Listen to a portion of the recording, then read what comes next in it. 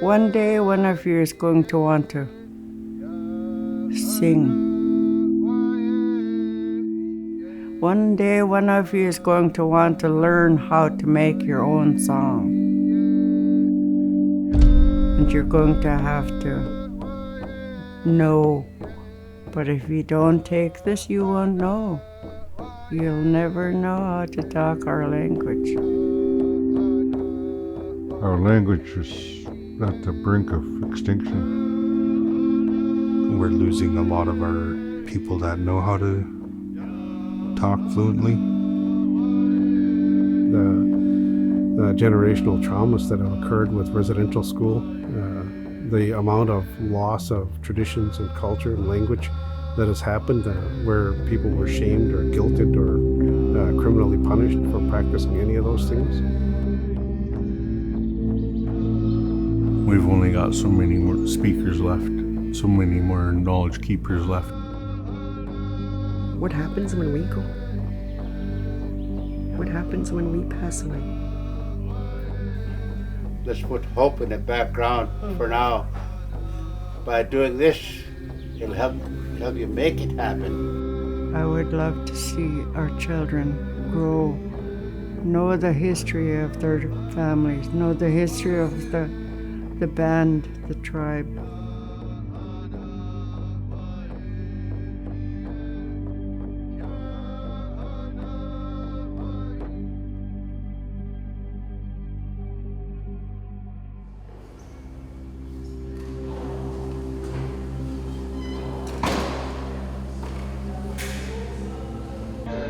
We're here to get our Bachelor of Education in a different learning environment where it's not held at a university. It's being out on the land and out on the waters and having different teachings from different elders and different knowledge keepers, and going out into the respective places where the collaboration is happening through School District 84, VIU, and NTC.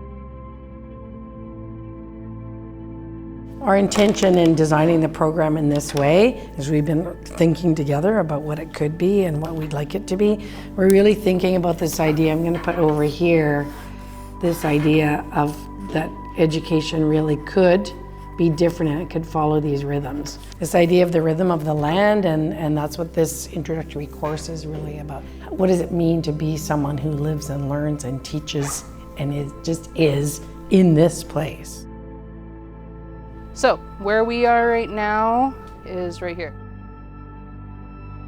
The student teachers remain closely connected to their families, closely connected to their lands, and so all of those ways of knowing and being which are comfortable and familiar to them have an opportunity to enrich their experience and provide them with the stability and support that's just not present when they move away from home.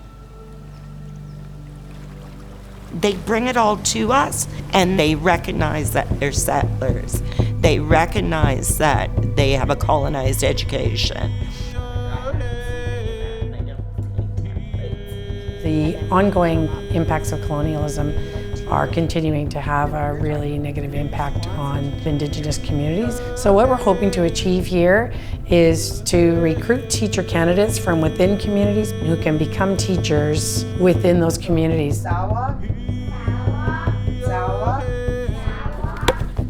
We harvest trees that the branches are all growing on the other side of the hill.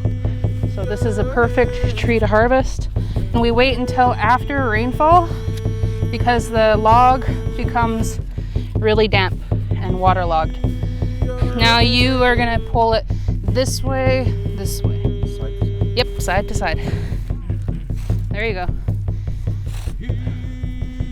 I feel it's important for this Okay, keep going, pull really hard. practice to be handed down to another generation and to keep continuing, so that we don't lose our way of telling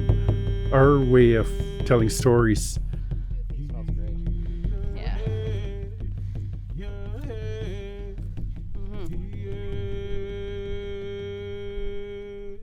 Not having an education stood in my way, probably more so than anything else.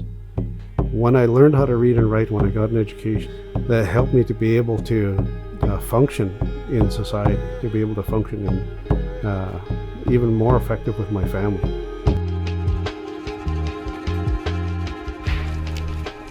So the value of school in its very simplest form is that, like, it's being able to communicate on another level. Education gives us that kind of freedom.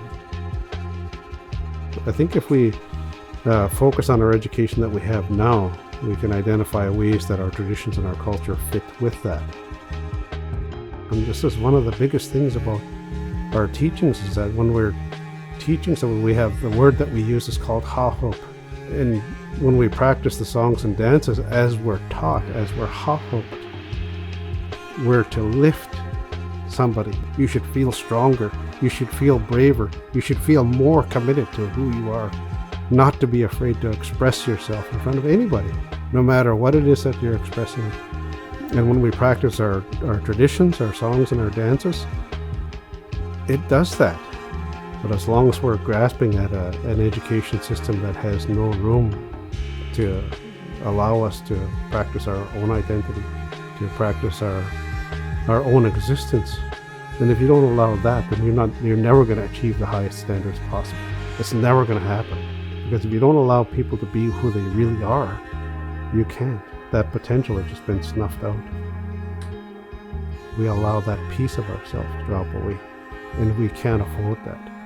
We can't afford to pretend that we are not who we are. At the very base of it, I think it's, if we don't help our students to realize their real identity, we're never going to reach their full potential. Carrying forward what we need to for our children and our future, so that we keep our identity. Our culture and our language and our songs is our identity. If I don't carry it on and if I don't learn it, then it's going to be lost after me. We can't lose it. Otherwise the churches win, the governments win.